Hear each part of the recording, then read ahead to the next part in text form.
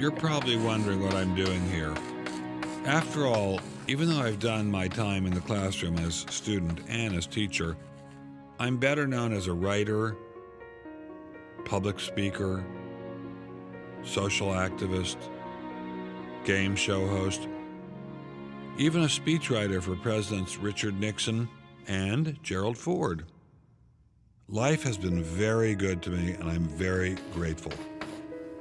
Like most people, I also have questions, very big questions like, how did we get here? Where are we going? Is there a meaning and purpose in life?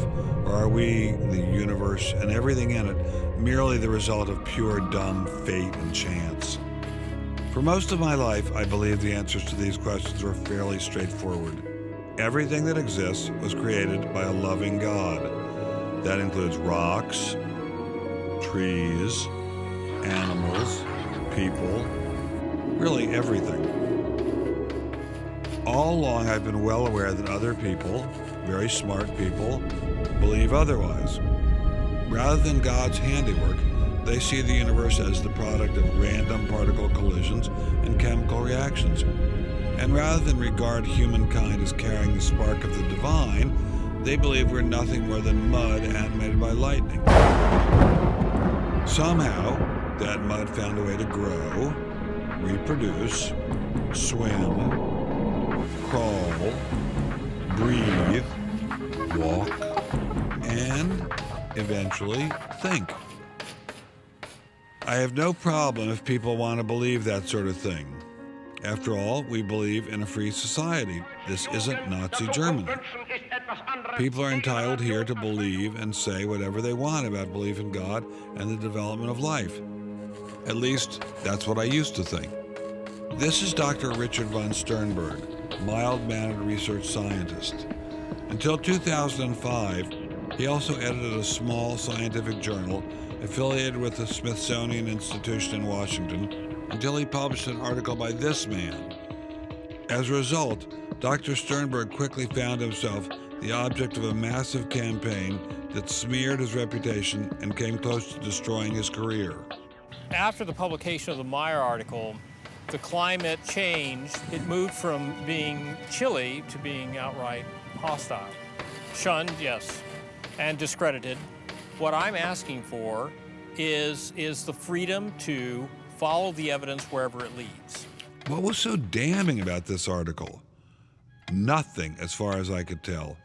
It merely suggested that perhaps we aren't mud animated by lightning after all. Dr. Meyer argued that there are signs of intelligent design in nature. The digital code in our DNA could not have come about by accident. Instead of a cosmic mistake, he says the evidence seems to indicate that we are the product of a higher intelligence. Publishing Dr. Meyer's paper would not have been an issue if we were living in the time of Galileo or Einstein. But unfortunately for Dr. Sternberg, we live in a very different era. This is the era of Darwin, and in such an era, those who challenge the status quo seldom go unpunished. As I investigated this situation, I discovered Dr. Sternberg is far from alone. Many other scientists face similar persecution. They're losing their jobs, they can't get tenure, they're denied publication in scientific journals, and they're openly ridiculed and ostracized by their peers, all for questioning Darwin. It's the kind of thing where you just learn to keep your mouth shut. I have been told to shut up. We were accused of being diabolical, theocratic conspirators who were trying to force religion into the classroom. It isn't just scientists attacking these guys either. The media's in on it, the courts, the educational system, everyone's after them.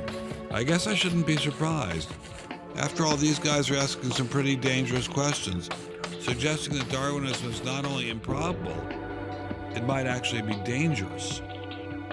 I should know better than to ask such questions. After all, I've been warned. On the whole, they're not scientists. Intelligent design is not a research program. And it's all propaganda. They're distracting you from what's important. As a scientist, I am pretty hostile to a rival doctrine The more I thought about the situation, the more I wondered why we tolerate free speech in every other area of the society, but not here. What makes this situation so different? In my experience, people who are confident in their ideas are not afraid of criticism. So that tells me the Darwinists are afraid. They're hiding something. We're so schizophrenic. We talk about things being designed and optimized, but then when you ask us, especially in public, we're all about defending neo-Darwinism. I now realize it's my duty to get the word out, to warn others before it's too late. So I'm going to begin by warning you.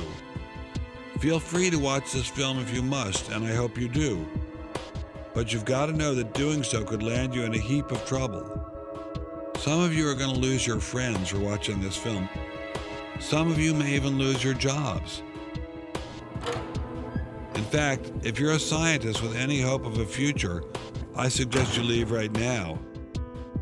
College or high school students, especially teachers, legislators, journalists, anyone else with a stake in this debate should probably leave right now as well.